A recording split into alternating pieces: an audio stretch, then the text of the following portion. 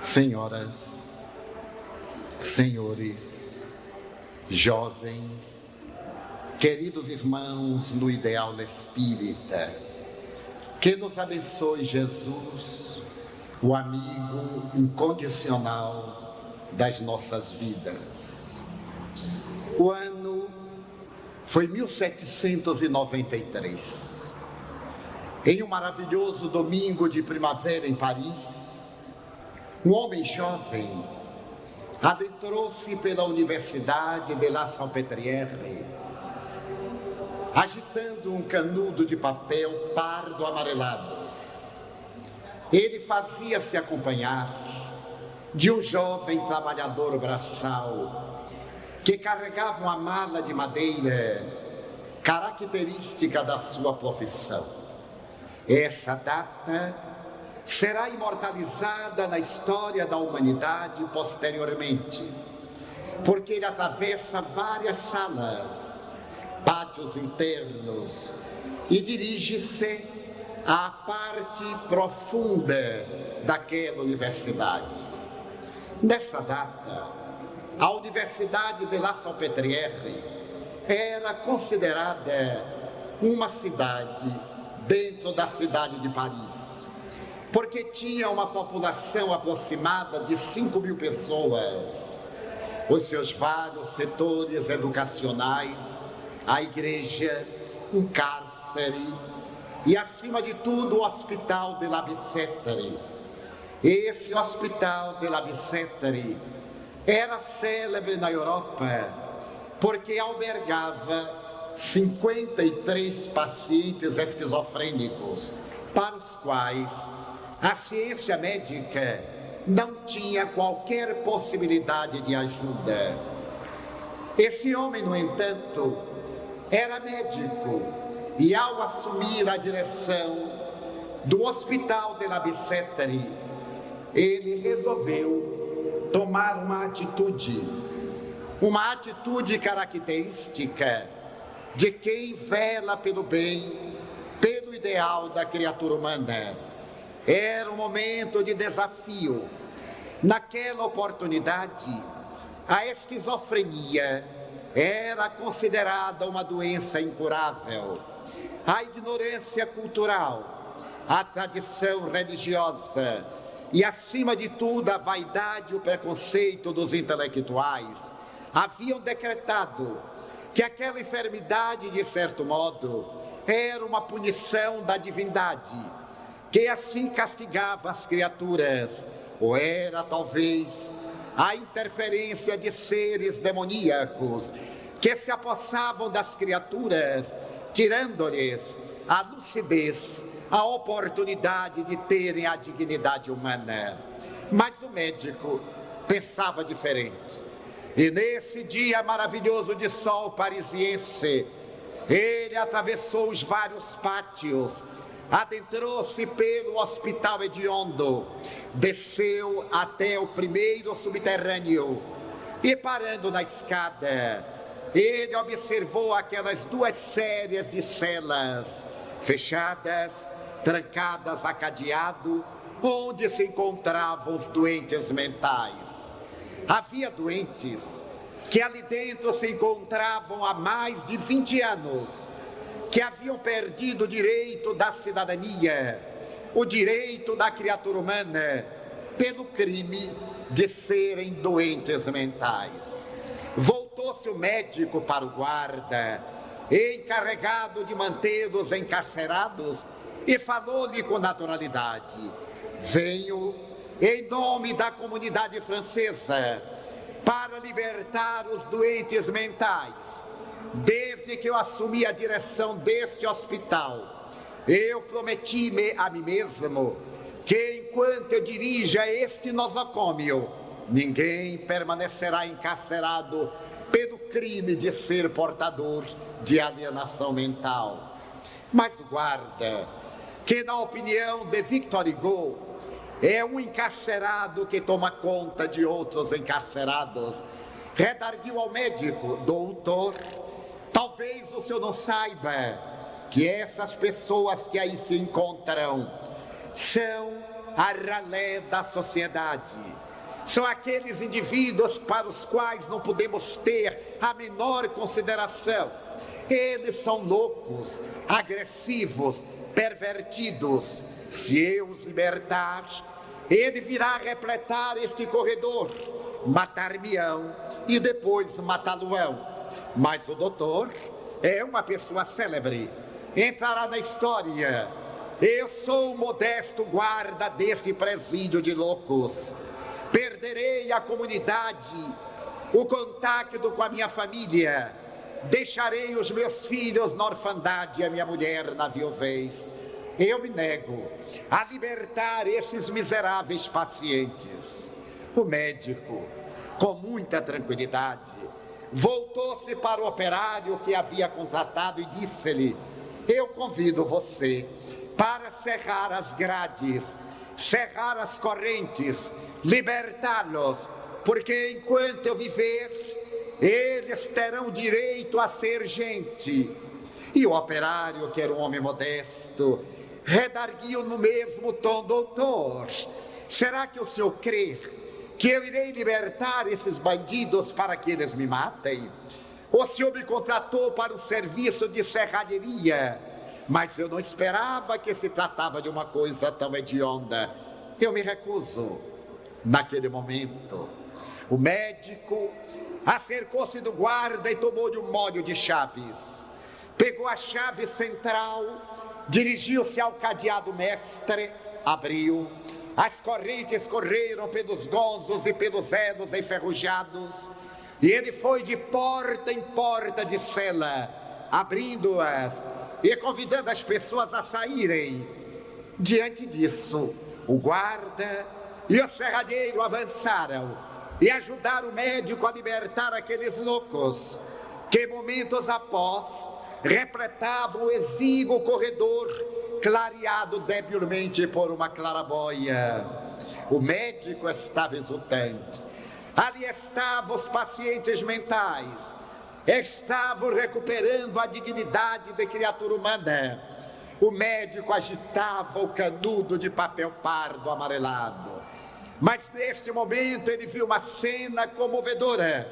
Ele percebeu que um homem desgrenhado, de barba hirsuta, ludacento, não se asseava fazia anos, saiu rastejando na direção da claraboia, abriu braços e pernas, começou a trepar na parede, como se tentasse fugir, mas era impossível, porque a claraboia estava defendida por alguns barrotes de ferro.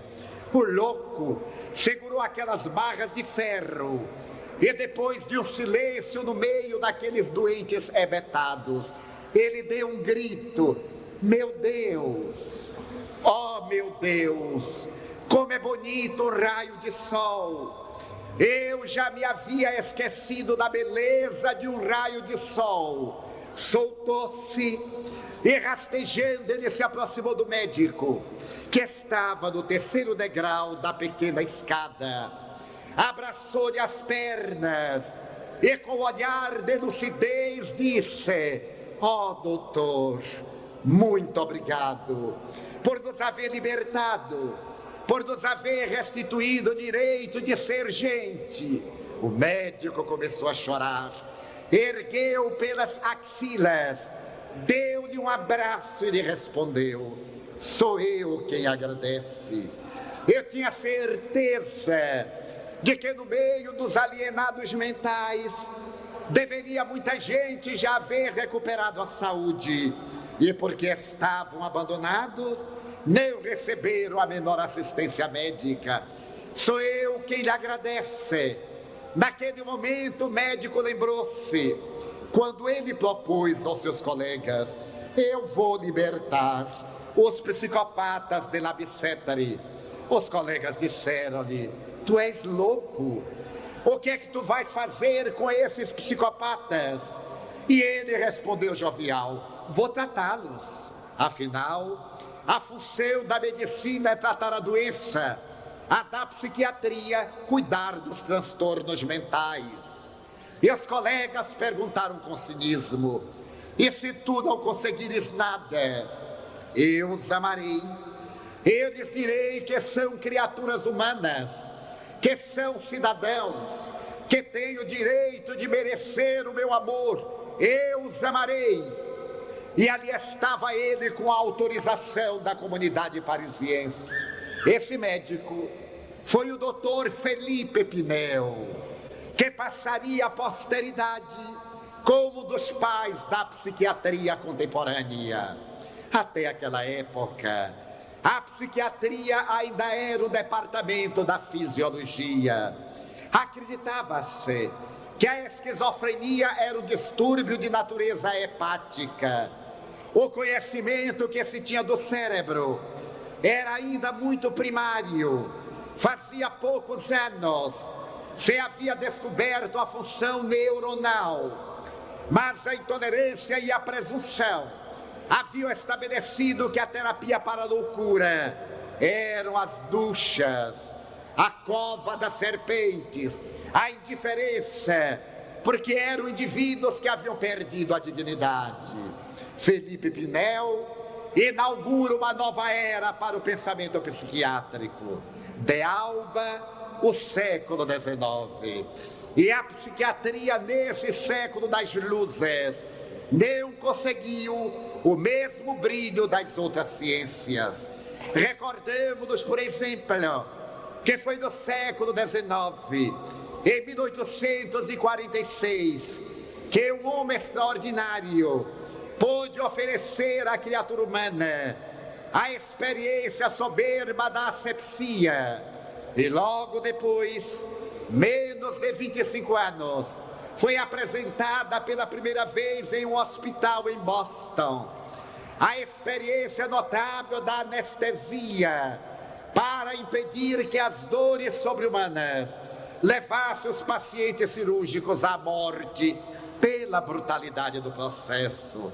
É nesse período que o admirável mestre da microbiologia Pasteur adentra-se pela vida desses seres microscópicos responsáveis pelas enfermidades degenerativas. É o período em que Koch descobre os bastonetes da tuberculose, em que Hansen identifica o vírus da degenerativa enfermidade da lepra. É o grande período das conquistas fisiológicas. Mas na década de 1880 a 1890, ali mesmo no hospital de La Bicêtre, o outro médico extraordinário terá a oportunidade de realizar experiências por meio da hipnose, o Dr. Jean-Martin Charcot, para entender a problemática da histeria, para compreender a realidade do ser cerebral. E será ali que no ano de 1885, Sigmund Freud, tendo abandonado Viena, veio estudar a possibilidade das enfermidades psicossomáticas. Irá ter a oportunidade de ingressar nesse departamento que está abaixo da nossa consciência. E ao lado do eminente professor Pierre Janet, identificar o subconsciente humano, para que logo depois, ao apresentar a psicanálise, Freud fale que nós somos animais sexuais e que abaixo do nosso subconsciente existe uma área imensa que necessita ser explorada, o inconsciente. Esse inconsciente, mais tarde, através de Carl Gustav Jung, terá ensejo de albergar o inconsciente coletivo. Quando Jung nos fala dos arquétipos, para tentar entender a problemática do nosso comportamento mental, os nossos conflitos, os nossos complexos de inferioridade, de superioridade, de narcisismo.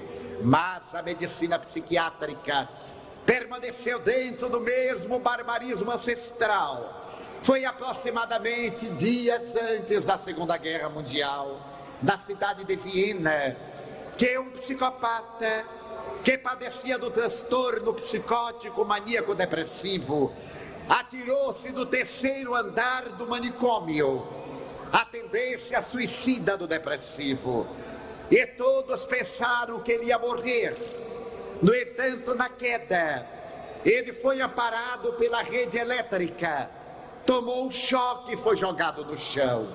Não morreu, ficou bom da esquizofrenia. E os médicos anotaram: choque elétrico, quando não mata, cura a esquizofrenia.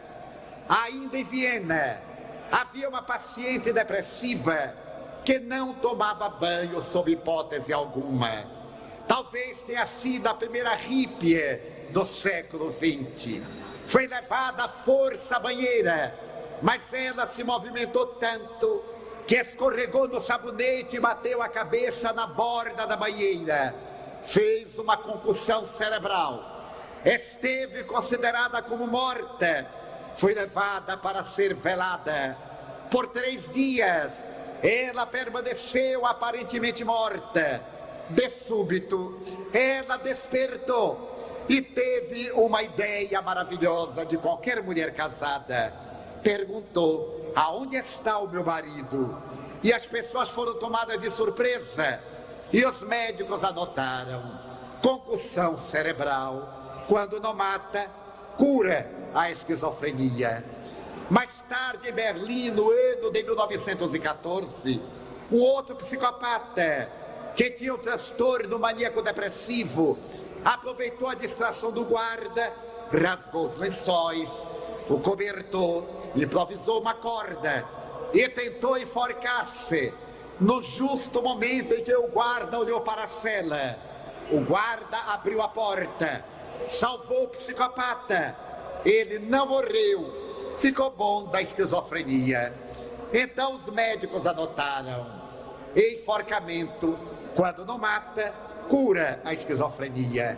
E começaram a observar: concussão cerebral, choque elétrico, enforcamento. O que é que existe de comum? Nesses 3 episódios, o cérebro fica sem receber oxigênio. Aí estaria a chave terapêutica para libertar o paciente da esquizofrenia. Começaram a pensar, mas veio a Primeira Guerra Mundial e naturalmente as experiências da terapia médica foram ficando em plano secundário. Em 1933, um médico vienense apresentou num congresso de psiquiatria o resultado de um trabalho que ele estava fazendo com um dos pacientes mais célebres deste século, Nijinsky, o célebre bailarino. Nijinsky, apesar da sua genialidade, era esquizofrênico, e a sua mulher internou na clínica do Dr. Sackel. O Dr. Sackel começou a aplicar-lhe choques de insulina e de metrazol. Depois de uma série de aplicações, Nijinsky recuperou a saúde mental. E o médico apresentou no Congresso de Psiquiatria, dizendo que a esquizofrenia já não era uma doença incurável. Ela podia apresentar uma terapia específica. Ele havia conseguido arrancar da loucura o maravilhoso bailarino, mas a terapia era muito perigosa, porque ele não tinha ideia dos danos e da quantidade de choques úmidos que poderia aplicar com a insulina e com o metrazol. A verdade é que brilhava uma luz nova. Nijinsky voltou a enlouquecer, mas ele foi um paradigma. No ano de 1935, na Universidade de Budapeste, no Centro Interacadêmico, outro médico, o Dr. Ladislau Fomeduna, começou a meditar numa curiosidade. Ele observava que os esquizofrênicos não ficam epilépticos e que os epilépticos não têm esquizofrenia.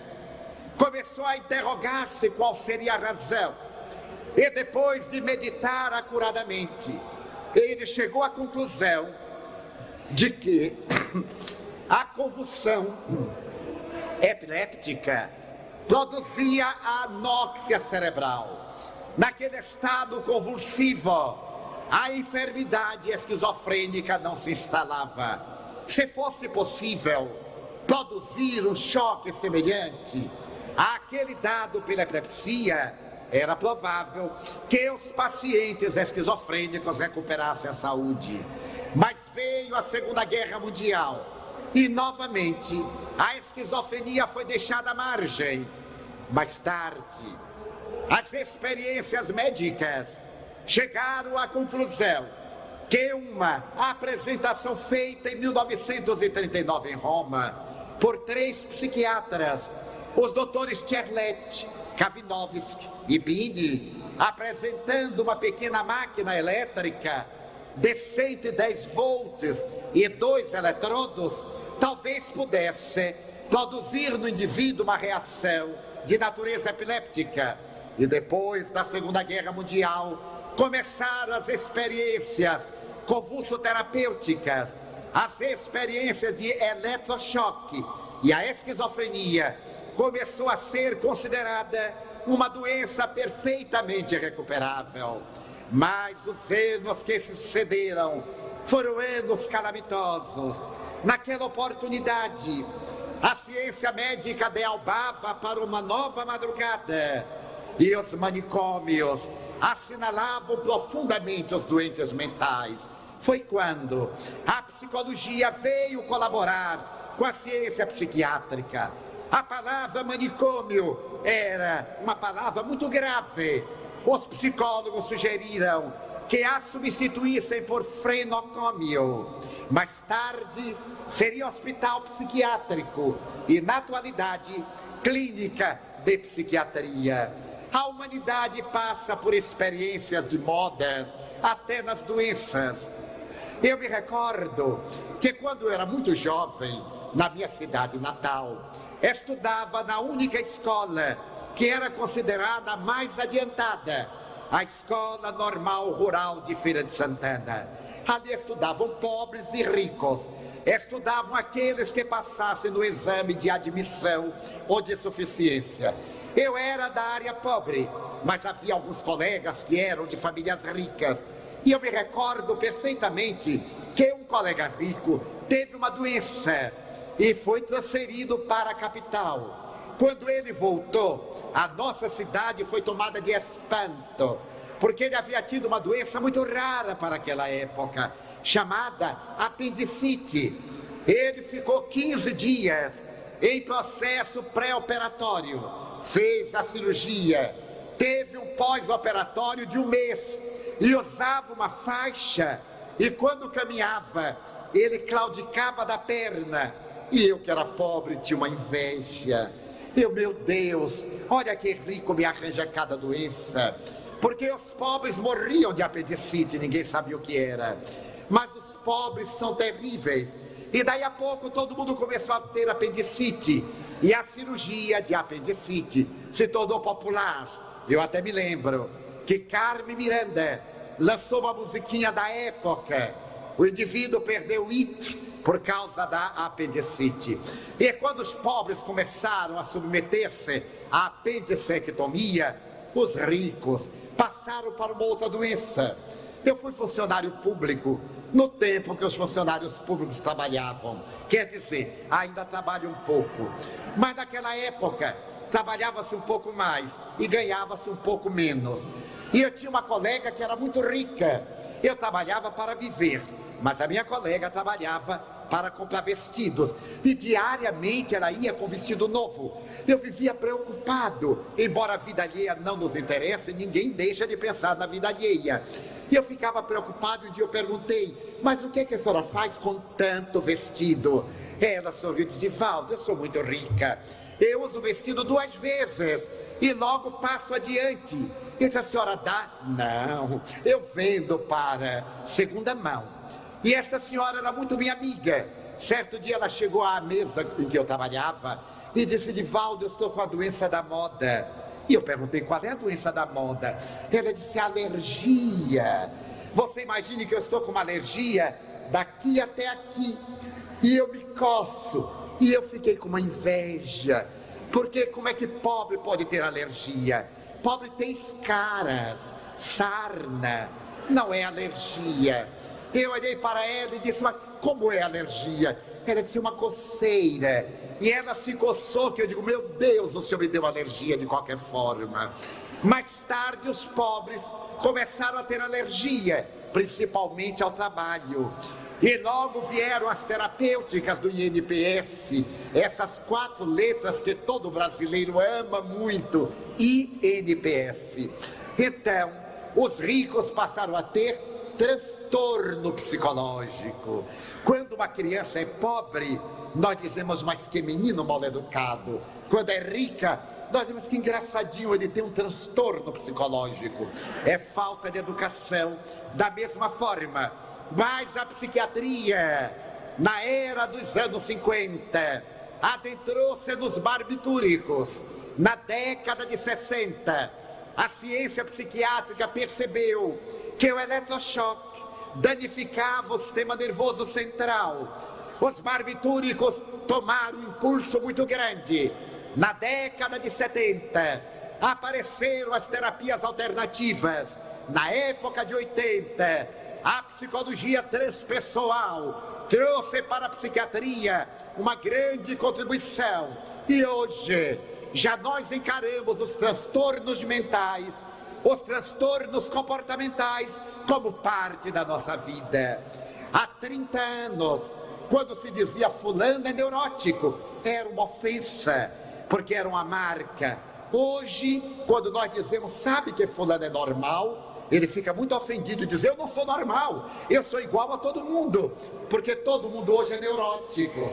As estatísticas americanas dizem que em cada 10 cidadãos, 7 são neuróticos, mas que os outros 3 não fiquem contentes não, eles chegarão lá.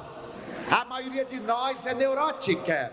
A neurose é uma manifestação de estresse, e nós somos vítimas de muitos estresses, problemas de natureza psicossocial, socioeconômica, psicomoral, sociocomportamental. Somos escravos do relógio, dos deveres e naturalmente estressamos, fazemos neuroses. A maioria de nós aqui é portadora de neurose, talvez sem saber. Por exemplo, quando nós vemos no banheiro o tapete com a ponta virada e nós chegamos com o pé e desviramos, é neurose. E nós dizemos, eu não aguento um tapete com a ponta virada. Quando nós vemos um quadro torto e vamos consertar, chama-se neurose de geometria. Gostamos de ver tudo certo. Quantas vezes o marido está procurando a chave do carro que está na mão dele? Neurose. As mulheres têm uma neurose ancestral, nunca chegam no horário, com exceção. Naturalmente são pequenos transtornos neuróticos. A neurose é tão natural que nós temos processos neuróticos sem darmos conta. É provável que aqui dentro, alguém contou quantas lâmpadas acesas estão no auditório. É neurose, porque contou para nada, mas a pessoa conta. E outro deve ter contado quantas lâmpadas apagadas tem aqui no auditório. Outros dirão, eu não uso espelho rachado, espelho quebrado dá azar, neurose. Não passo por debaixo de escada, principalmente moça solteira, porque não casa, neurose.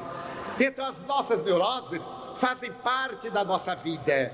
E na atualidade, as doenças mentais, os transtornos psicológicos, os desvios de comportamento fazem parte do nosso dia a dia. Só que os pobres continuam na fila do INPS para tomar choque elétrico, para internar em determinadas masmorras que ainda existem.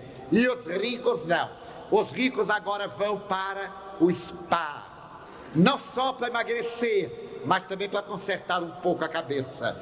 Há tempos atrás, uma amiga minha que é muito rica e era muito neurótica, ela me disse, Edivaldo, qual é o melhor spa do Brasil? Eu lhe disse, eu ainda não estive em nenhum, nem por necessidades mentais, nem por necessidade de emagrecimento.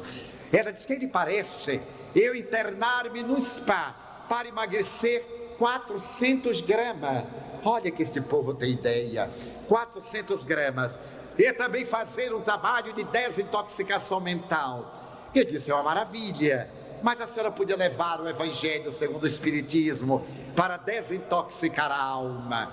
Ela sorriu, e eu estava falando de uma visão agora otimista, porque apesar dos avanços da ciência psiquiátrica, ainda existem nos sanatórios, ainda existem nas clínicas de psiquiatria, muitos doentes, rotulados de esquizofrênicos, e que, no entanto, não são portadores de loucura.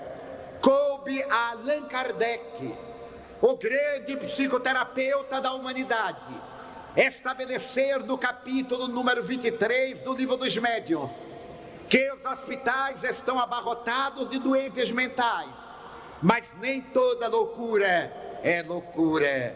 Na raiz de muita loucura, acentuava Allan Kardec, existe um problema de alta gravidade, que é a obsessão. A obsessão é um transtorno de comportamento emocional. Obsessão simples é um transtorno de comportamento moral. Obsessão por fascinação é um transtorno profundo de psicose, esquizofrenia, obsessão por subjugação. Mas não é Allan Kardec o autor da tese das obsessões. Se nós remontarmos ao Evangelho de Jesus, é esse extraordinário psicoterapeuta quem nos fala da interferência dos espíritos em nossas vidas, particularmente daqueles espíritos maus, perversos, doentes, ignorantes e perturbadores. Jesus, na opinião da maior psicoterapeuta desse século, a doutora Hannah Wolff, alemã, foi o maior psicoterapeuta da humanidade, porque ele penetrava na raiz da enfermidade e conseguia erradicá-la com a suave presença do seu ser, com a doçura da sua voz. E ela tem muitas razões. Se nós examinarmos o Evangelho, nós iremos ver um dia Jesus entrando numa sinagoga. Era um dia de sábado. Ele foi ao culto da religião vigente, mas percebeu que uma mulher andava de lá para cá. Era uma mulher corcunda, uma mulher muito aflita, o semblante marcado pelo padecimento. Jesus foi tomado de compaixão e chamou a mulher, passou-lhe a mão na corcova e expulsou o espírito que a atormentava, que a havia vergado. A mulher recuperou-se e ele lhe disse: agora vai em paz. Mas o sacerdote invejoso, não tendo o mesmo valor de Jesus, volta-se para ele e repreende-o. Não sabes tu que hoje é um sábado? 7 dias tem a semana, e tu eleges o sábado para curar? E Jesus, percebendo o hipócrita, fala-lhe com autoridade: hipócrita, se o teu jumento, se o teu animal cair no poço, mesmo que seja no dia de sábado, tu irás tirá-lo. Então esta mulher, por acaso, não é filha de Abraão, que é portadora desta doença faz 38 anos? Será que ela não merece a misericórdia do Pai? Vai, mulher, e não te preocupes.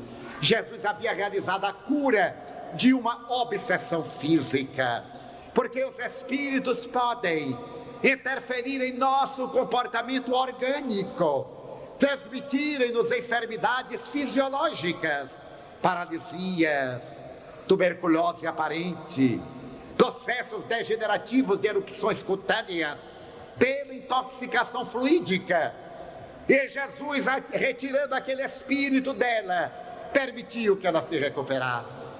Mais tarde, narra o Evangelho, ele foi à cidade de Gadara, uma cidade que ficava do outro lado do lago de Genezaré, do lado de cá, Cafarnaum, Magdala, Dalmanuta, do outro lado, a Decápolis, as 10 cidades gregas. Jesus olhava para aquele povo gentil e sentia uma profunda ternura. Certo dia chamou os seus, atravessou o mar, subiu a montanha e, antes de chegar a Gadara, atravessando o cemitério abandonado, Um homem saiu de uma sepultura aberta e começou a gritar: Jesus de Nazaré, o que é que tens tu contra nós? O diálogo é de uma beleza comovedora. Jesus olha para aquele homem louco, esquizofrênico, e pergunta-lhe: quem és tu? Segunda pessoa do singular. E você responde: nós, segunda do plural, somos legião, porque nós somos muitos aqueles que estamos neste corpo. Mas não nos mandes para o Hades, região de sofrimento na acepção grega. Manda-nos pelo menos para os porcos que aí estão pastando.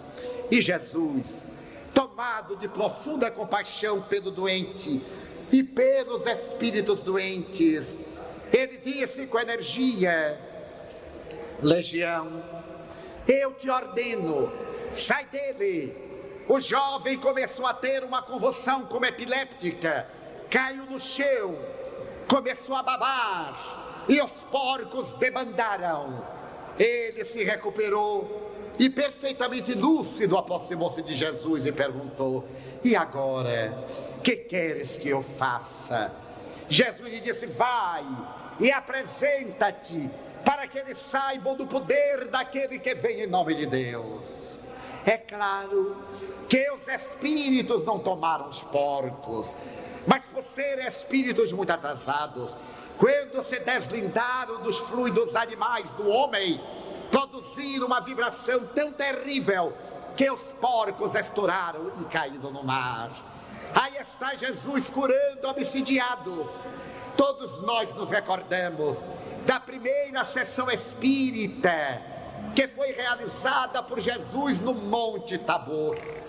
É no Monte Tabor que nós iremos encontrar o momento culminante das comunicações espirituais, quando ele, acompanhado por Pedro, Tiago e João, ali chega à montanha e ele começa a orar, ergue-se do chão, banhado de claridades divinas, e apresentam-se-lhe Moisés e Elias, que já eram mortos.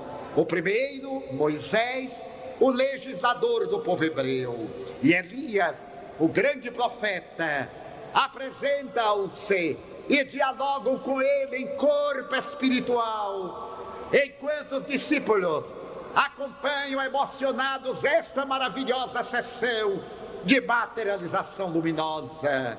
Quando termina, Pedro lhe diz: Senhor, façamos aqui 4 barracas para ficarmos na contemplação divina. E ele responde: não, Simão, é necessário descer para atender as criaturas humanas. E descem do Tabor.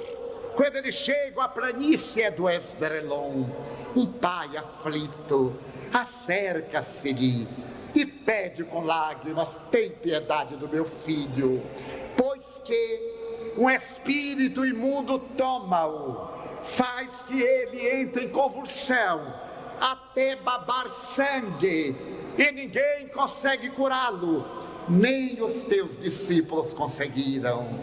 Jesus olhou para o rapaz, ele estava na convulsão epiléptica, aproximou-se dele e, penetrando naquele mundo espiritual, disse: espírito imundo, sai dele, eu te ordeno, sai dele.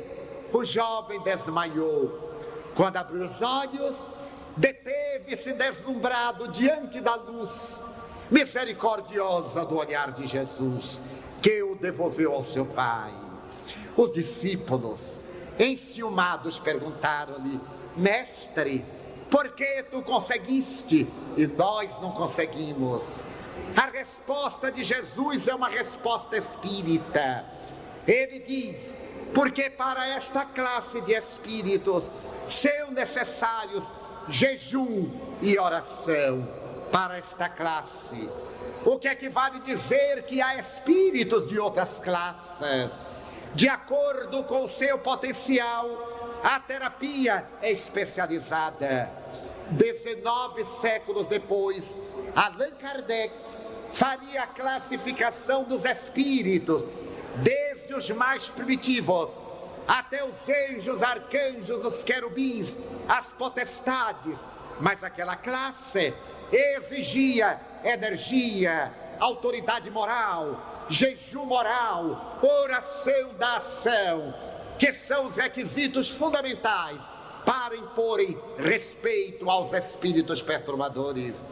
O Evangelho ressuma de fenômenos mediúnicos de obsessão, mas foi Allan Kardec, através da ciência espírita, que encontrou esse mundo espiritual e explicou que na raiz de muitas enfermidades, graças à lei de causa e efeito, existem as interferências perturbadoras de entidades perversas.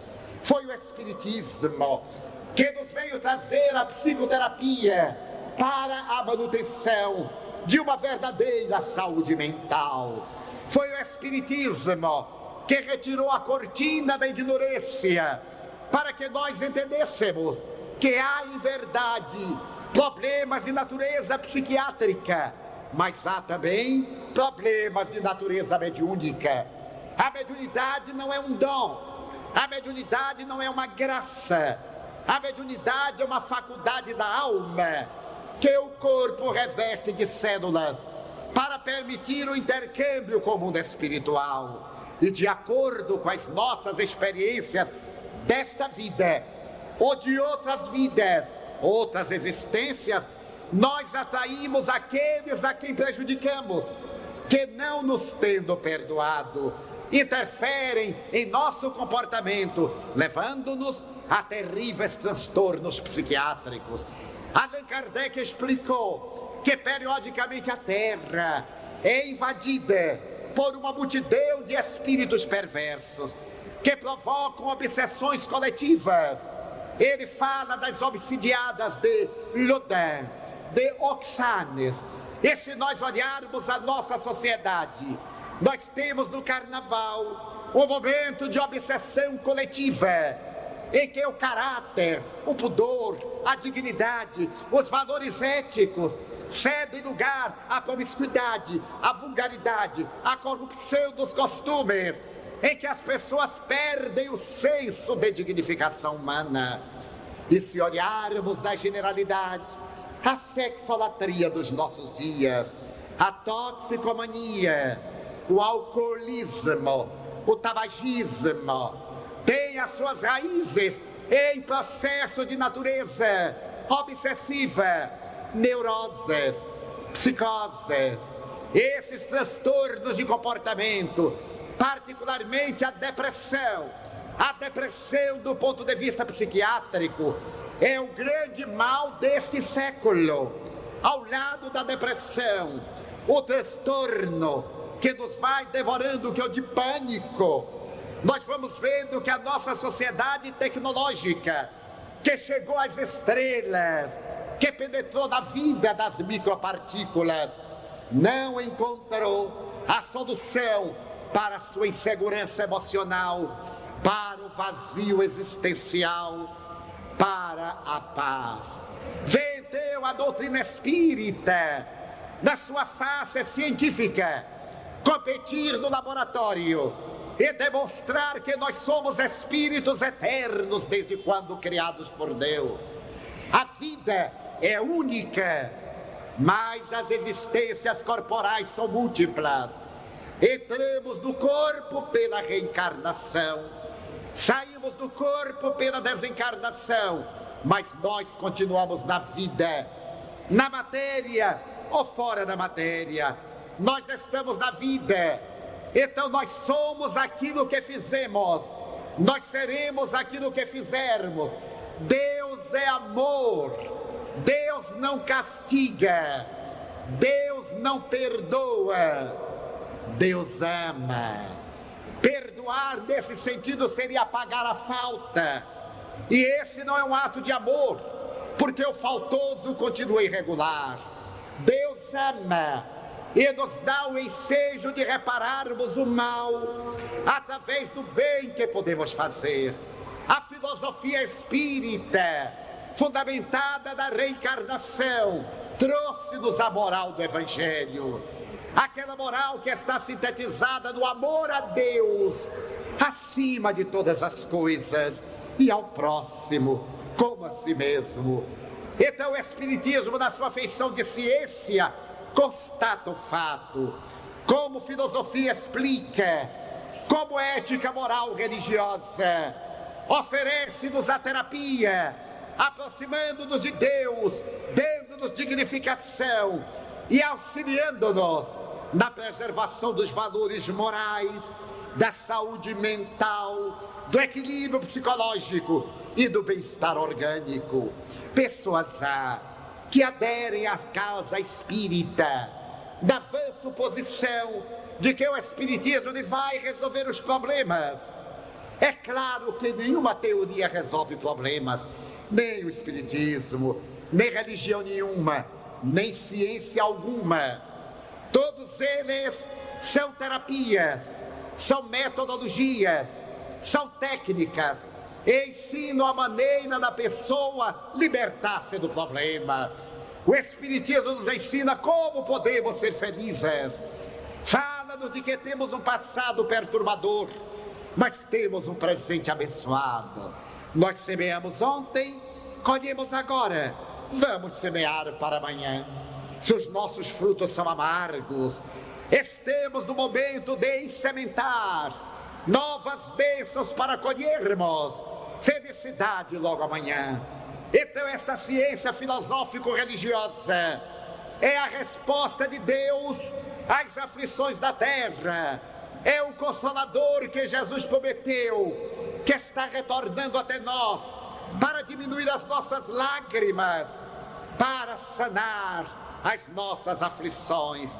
Costumamos dizer que o Espiritismo conseguiu a mais extraordinária saga do pensamento moderno. Matou a morte que era adversária da vida, morreu, porque ninguém se desintegra. A velha morte é desencarnação. Morrer é abandonar a máquina física e continuar a viver. O Espiritismo veio, pois, apresentar a psicoterapia das 10 obsessões para a grande epidemia que toma conta da humanidade. Permitam-me, os senhores, narrar uma experiência pessoal. Quando estou em Salvador, terminadas as reuniões convencionais, 3 vezes por semana, e temos um público de mais de 1000 pessoas em cada uma delas, ficamos à disposição para atender aqueles que têm problemas, pessoas que desejam uma palavra amiga, porque em verdade não temos a presunção de aconselhar a ninguém. As pessoas, quando vêm pedir um conselho, já trazem a sua ideia e raramente aceitam a opinião que nós damos. A grande maioria quer que a gente concorde para transferir para nós a responsabilidade. Depois de conviver por muitos anos com o público, percebemos essa sutileza do comportamento psicológico, mas continuamos a atender com serenidade até as madrugadas. Hoje, graças ao atendimento fraterno, as nossas equipes selecionam os casos mais graves que vão à nossa casa durante a semana, e nas reuniões públicas eu atendo em particular, 1 a 1, para poder ser o companheiro que participa das aflições humanas. E certa madrugada, mais ou menos às 2h15 da manhã, eu ainda tinha 3 ou 4 pessoas e estava atendendo uma senhora de idade, quando subitamente no nosso salão, que é um salão relativamente grande, chegaram 4 pessoas, um cavalheiro de 48 ou 50 anos, uma jovem em camisa de força e 2 homens muito fortes que eu entendi que eram enfermeiros psiquiátricos, não pela cabeça, mas pelos músculos. Os 3 ficaram no fundo e o cavalheiro aproximou-se de mim. Eu estava atendendo a senhora e ele me perguntou: eu posso interromper, seu Divaldo? Eu digo: não deve, mas já interrompeu. Vamos lá. Seu Divaldo, é o seguinte, eu venho aqui para o senhor me atender. E eu lhe disse suavemente: o senhor vai ter que esperar um pouco, porque eu estou atendendo essa senhora e ainda tem aqueles. Ele virou para mim e já me deu uma lição de ética.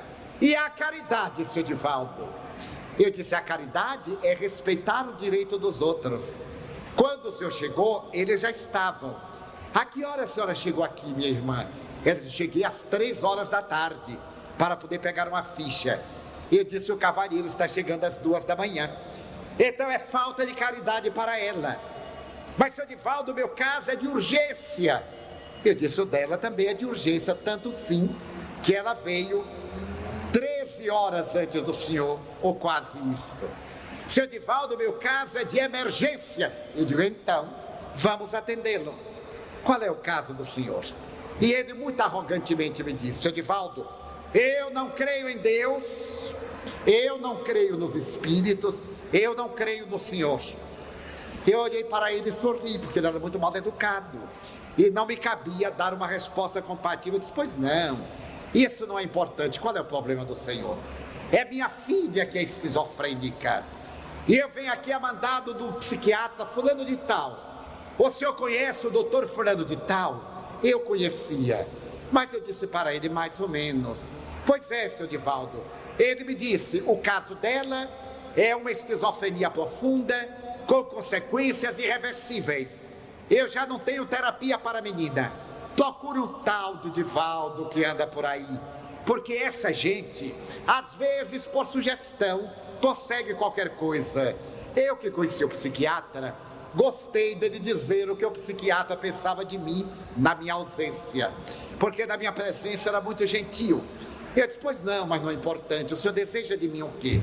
Seu Divaldo, eu desejo saber do senhor o seguinte. Eu tive uma irmã que morreu louca no manicômio.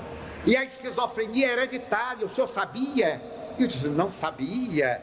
Porque quem tem pacientes psiquiátricos lê tudo que é panfleto e faz uma confusão horrorosa na cabeça. Mas dá a impressão que tem muita cultura. Eu reagi e disse, pois eu não sabia. Pois é, seu Divaldo. E eu venho aqui para lhe fazer uma pergunta.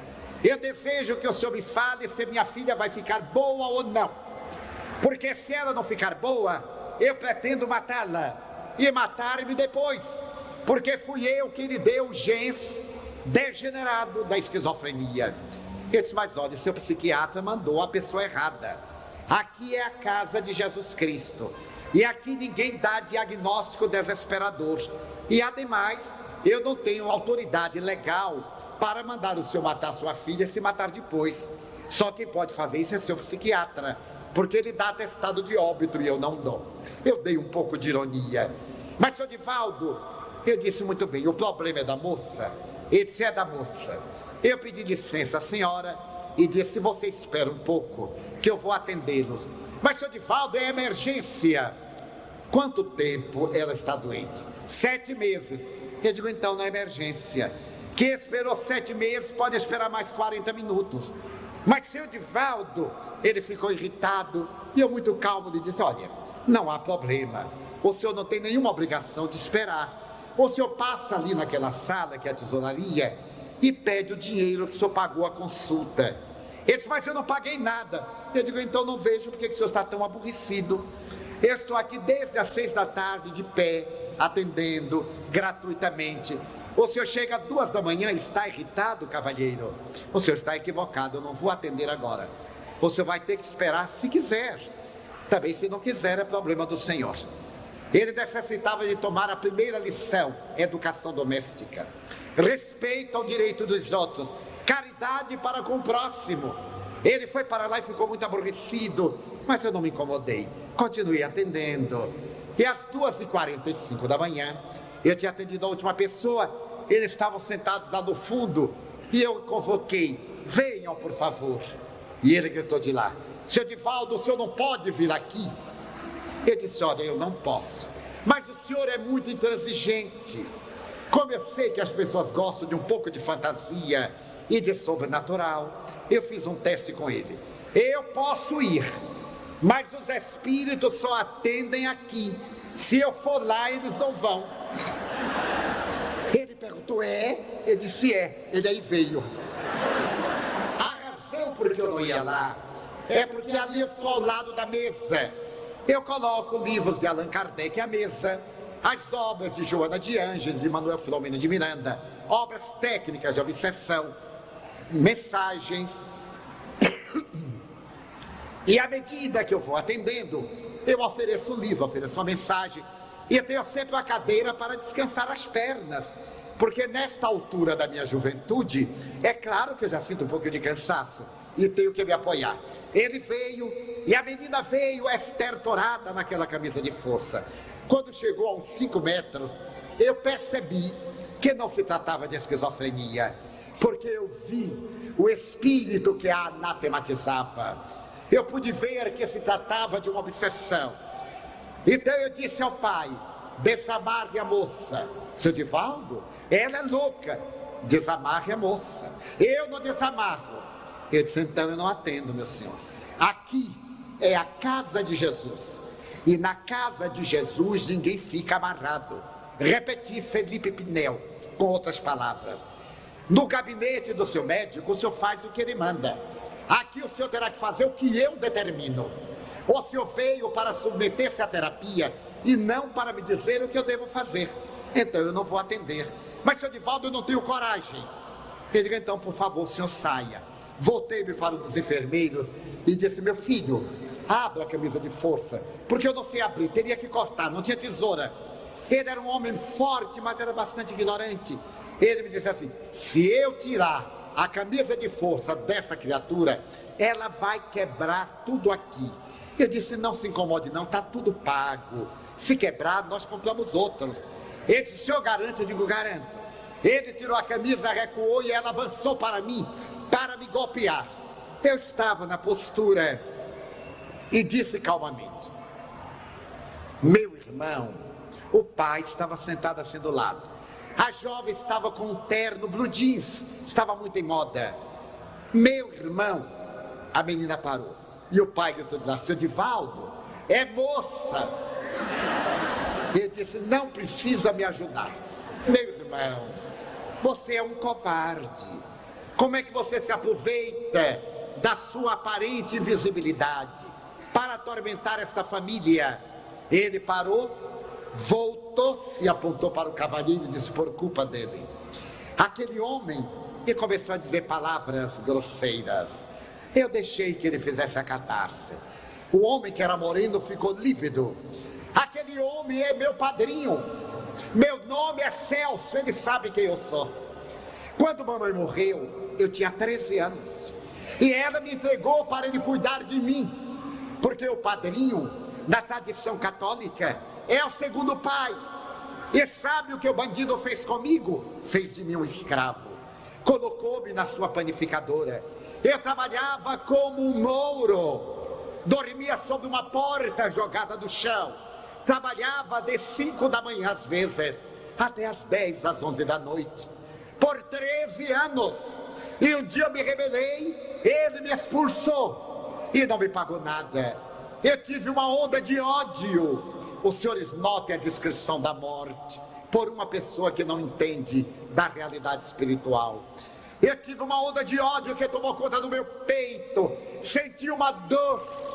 Entrei numa escuridão. Com aquela dor, eu corria para cima e para baixo com aquela dor que me dilacerava. Não sei dizer quanto tempo. Não sei dizer quanto tempo. Eu perguntei: Celso, quando foi isso? Não sei. Diga-me uma data, mais ou menos. Ele deu uma data qualquer e eu calculei que ele havia desencarnado fazia 7 anos e meio. Eu disse: meu filho, por que você está sofrendo tanto? Você quer se vingar daquele homem? Quero. Mas deixa eu lhe contar, disse-me ele. Certo dia eu acordei da treva. Estava na sala de jantar da casa dele. Quando eu vi, eu fui tomado de ódio e quis agredi-lo. Ele estava discutindo com a filha. Eu me aproximei dela, ela tremeu. Então eu xinguei-o, ela falou. Eu quis dar-lhe uma bofetada. Ela avançou e deu-lhe um soco. Eu me dei conta que poderia utilizá-la. Notem os senhores o fenômeno mediúnico. Porque o médium é como um imã. Ele atrai aquilo que ele é vibratoriamente idêntico. E Celso foi atraído à sensibilidade da menina pela lei de causa e efeito. Então eu agredi, ele esmurrou-a, nós lutamos, ele internou-a no sanatório e eu vou matá-la. Eu quero, aliás, que ele a mate e que se mate, porque quando ele chegar aqui eu vou persegui-lo. Agora eu já sei que morri, agora eu já sei que eu posso perseguir, agora vários companheiros me ensinaram como eu posso me vingar dele. E eu lhe disse: Celso, você quer vingar-se? Quero. Você está sofrendo, Celso, é uma vingança doente. Essa doença da vingança está lhe fazendo mal. Eu vou lhe ensinar uma vingança maior. Qual é? Perdoe. Não posso. Dar-lhe a liberdade? Eu digo não. Perdoar é você se libertar dele, mas ele vai continuar devendo. O perdão é bom para quem perdoa.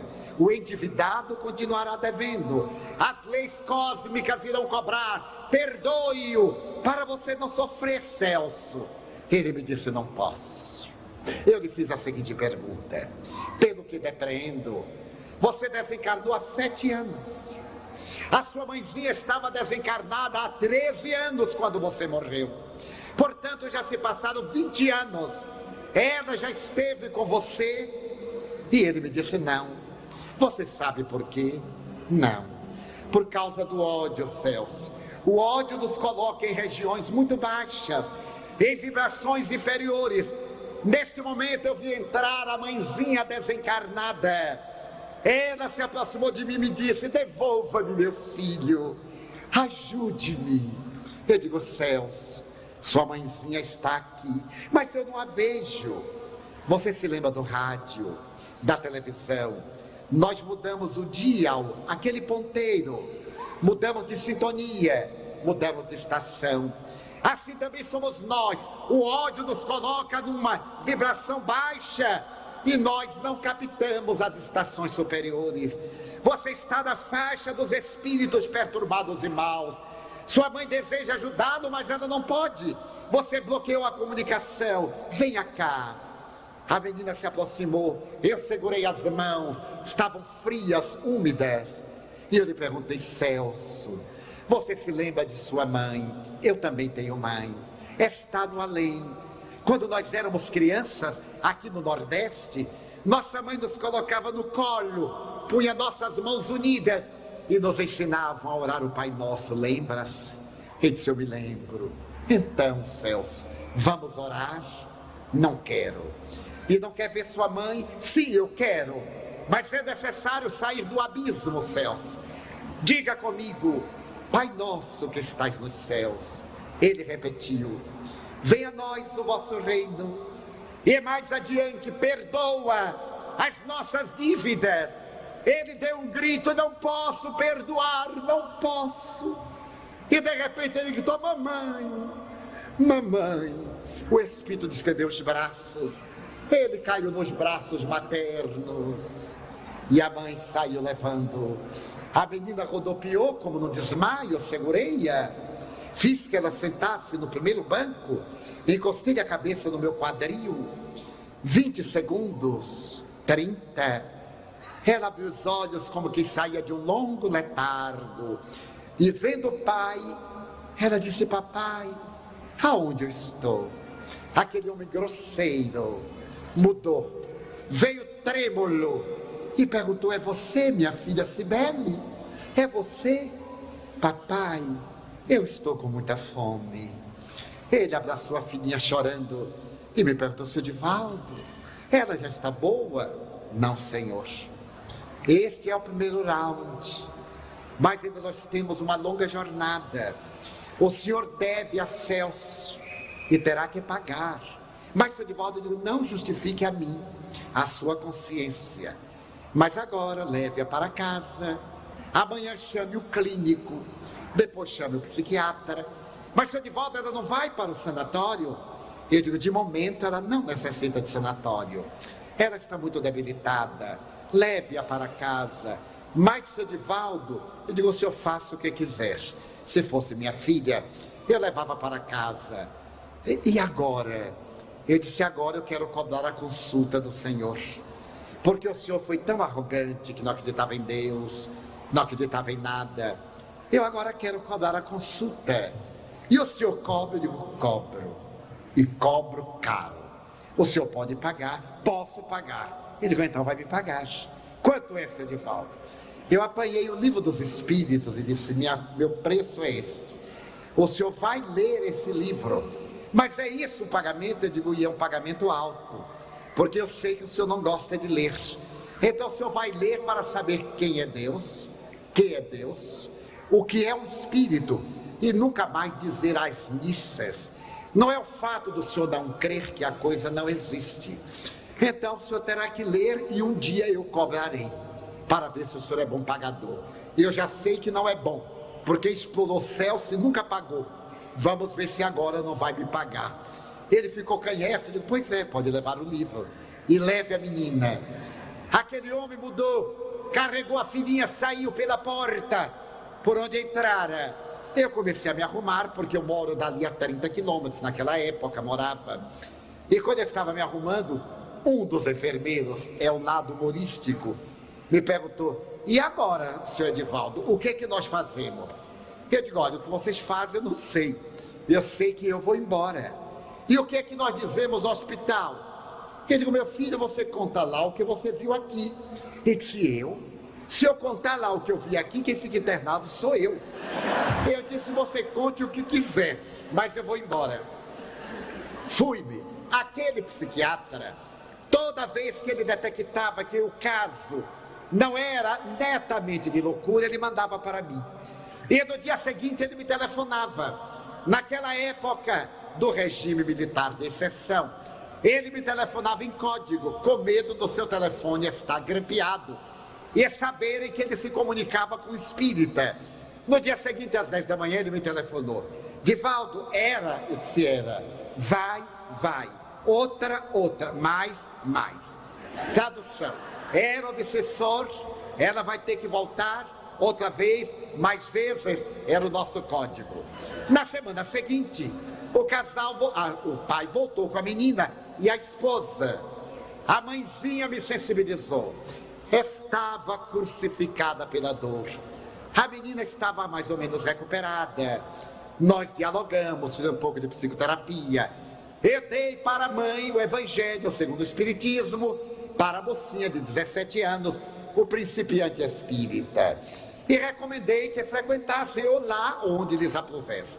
Passaram a frequentar. Ela teve 2 ou 3 episódios ligeiros. Aplicamos passes, recuperou-se. Um ano depois, começaram a frequentar os cursos de estudo, porque não se pode frequentar sessões mediúnicas sem passar pelos grupos de estudos, e não se podem fazer sessões mediúnicas públicas, elas são privadas. Um ano depois que já estava frequentando o ESD, o estudo sistematizado da doutrina espírita, a menina já me chamava de tio, me perguntou, tio, no espiritismo a gente pode namorar? Eu disse, pode e deve. Namoro é colírio, mas namoro é com 2 ou 3. Namorar com um só é perigoso, porque se apaixona. Com 2 ou 3 não tem perigo, porque não tem nem tempo de namorar direito. Ela sorriu e eu lhe perguntei por quê. Ah, porque tem um rapaz querendo namorar comigo. Eu disse, e você? Ah, eu também estou querendo. Pois comece a namorar e depois traga-o para eu fazer uma psicocospada, para eu dar uma olhada para ver as intenções dele. Daí a 2 semanas ela veio com o rapaz e me apresentou. Tio Divaldo, esse é meu amigo. Ele disse, não, eu sou namorado dela. E eu gostei. Era um homem, era uma pessoa de decisão. Ainda não havia as chamadas amizades cor-de-rosa. E não estava na moda, cheguei, estou, já fui. Ainda era o tempo do namoro. E eu disse, mas que bom. E com a experiência eu submeti um interrogatório delicado. Eu disse, você é estudante? Ele disse, não, senhor. Eu tenho 25 anos, eu sou formado em administração de empresa, eu dirijo uma empresa do Centro Industrial de Aratu, eu calculei o ordenado e disse, com medida já pode casar. Vou dar uma mãozinha, fazer a caridade à minha sobrinha adotiva. Eles passaram a frequentar. Um ano depois, ela já estava frequentando as mediúnicas com a família. Ele me disse: tio Divaldo, eu vou pedi-la em casamento, mas eu estou receando o doutor fulano de tal. Ele é muito agressivo, ele vai negar. Eu já tinha relações com o senhor. Disse: quando você pretende? Sábado. Eu disse: pois vá, eu irei, eu estarei lá às 18 horas. Eu vou passar por casualidade. Você chega e faz o pedido na minha vista. No sábado eu fui.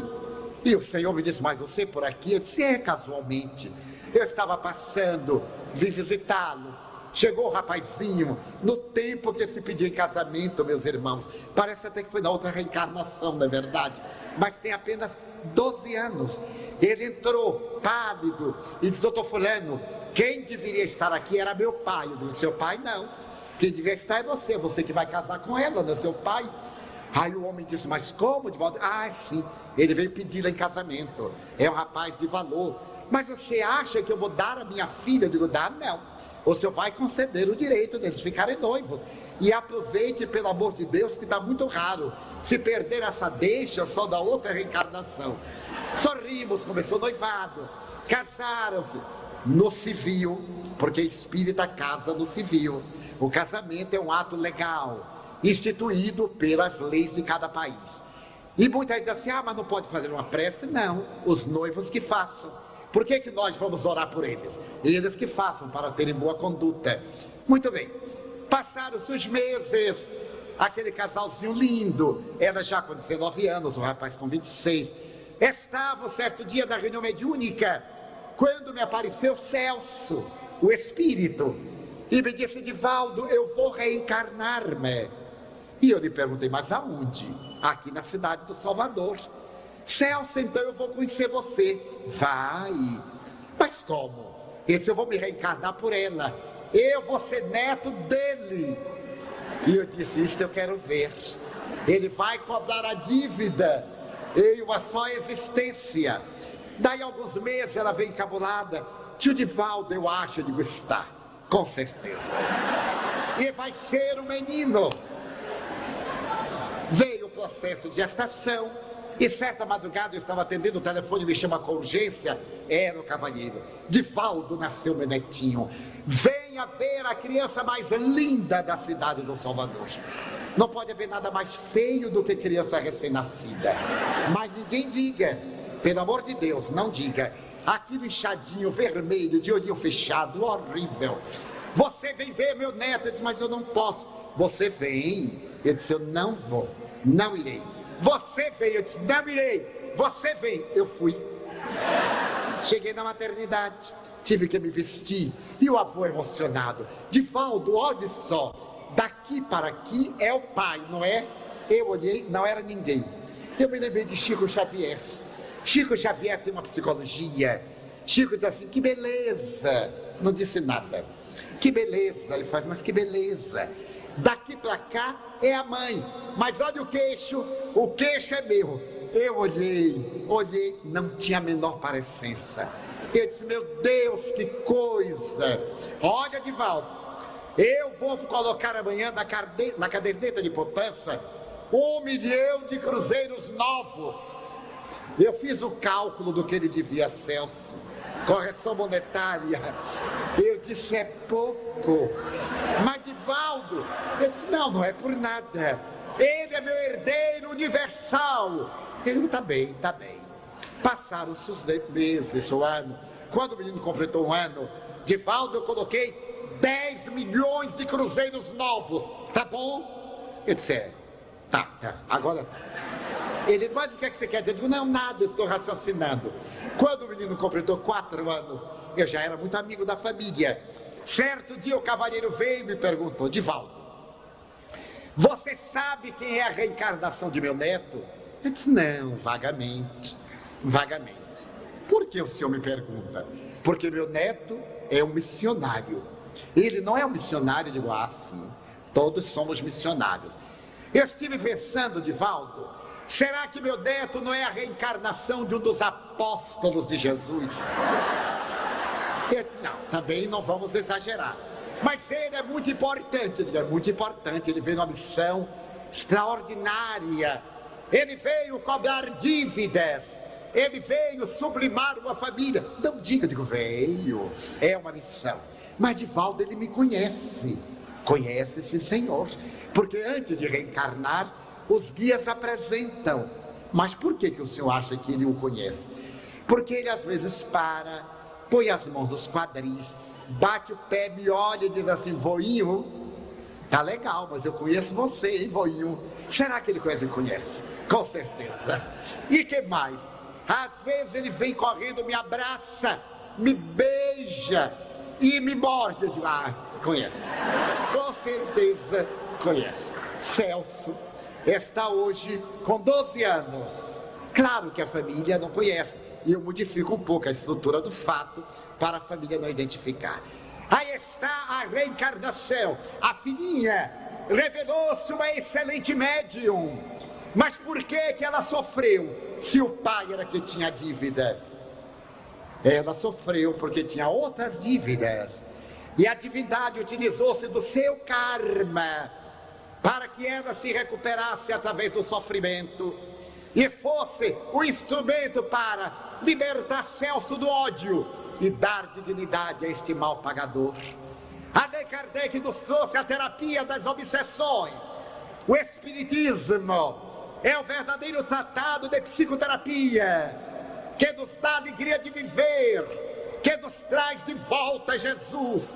E Allan Kardec pode ser considerado o verdadeiro doutor Felipe Pinel, que nos libertou das amarras da obsessão, que nos traz a esperança de melhores dias.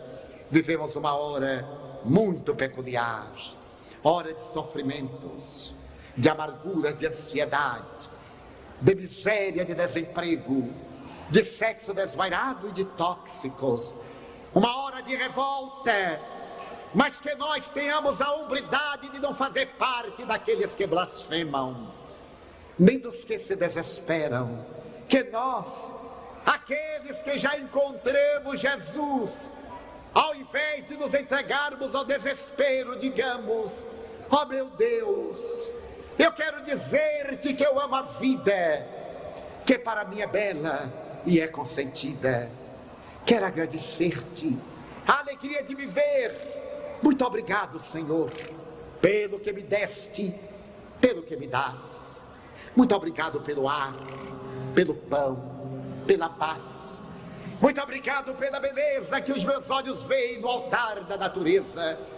Olhos que fitam o céu, a terra e o mar, que acompanham a ave ligeira que corre fagueira pelo céu de anil e se detém na terra verde salpicada de flores em tonalidades mil.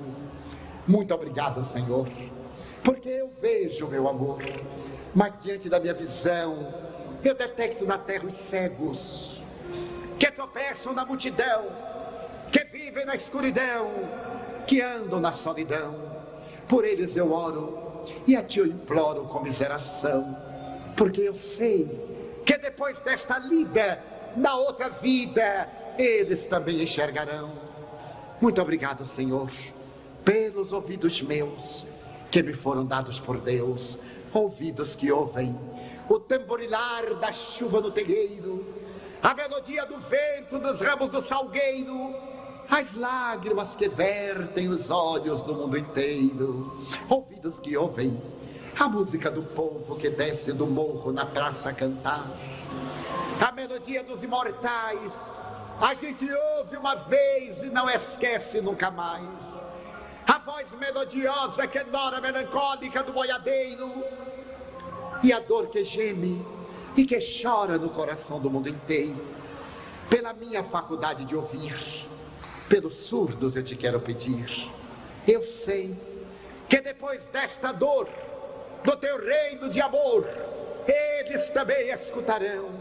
Muito obrigado pela minha voz e pela sua voz, pela voz que canta, pela voz que ama, pela voz que declama, pela voz que ensina, que alfabetiza, que ilumina, pela voz que trauteia uma canção, pela voz que o teu nome profere com sentida emoção. Diante da minha melodia, eu quero rogar pelos que sofrem de afasia, os que não falam de noite, os que não cantam de dia. Oro por eles, porque eu sei que depois desta prova, na vida nova eles cantarão. Obrigado pelas minhas mãos, mas também pelas mãos que aram, que semeiam, que agasalham. Mãos do amor, mãos de ternura, mãos que libertam da amargura, mãos que apertam mãos, mãos de solidariedade, mãos de caridade, mãos de sinfonias, mãos de poesias, de cirurgias, de psicografias, pelas mãos que atendem a velhice, a dor, o desamor, pelas mãos que no seio embalam o corpo de um filho alheio, sem receio, e pelos pés que me levam a andar sem reclamar. Muito obrigado, Senhor, porque eu posso caminhar diante do meu corpo perfeito. Eu te quero rogar, porque eu vejo na terra aleijados, amputados, marcados, desesperados, paralisados, e eu posso bailar. Oro por eles. Eu sei que depois desta expiação, na outra reencarnação, eles também bailarão. Muito obrigado por fim, pelo meu lar. É tão maravilhoso ter um lar. Não é importante se esse lar é uma mansão, se está numa favela, se é um ninho, um grabato de Douro, um bangalhô, uma casa no caminho, um duplex, seja lá o que for. Mas é importante que dentro dele exista a figura do amor. O amor de mãe, ou de pai, de mulher, ou de marido, de amigo, ou de irmão. Alguém que nos dê a mão, porque é muito triste viver na solidão. Pelo menos ter a companhia de um cão. Mas se eu a ninguém tiver para me amar, nem o teto para me agasalhar, ou uma cama para reclinar, nem assim blasfemarei. Pelo contrário, eu te direi: obrigado, Senhor, porque eu nasci. Muito obrigado, porque creio em ti, pelo teu amor. Obrigado, Senhor, pela sua atenção. Muito obrigado, senhores.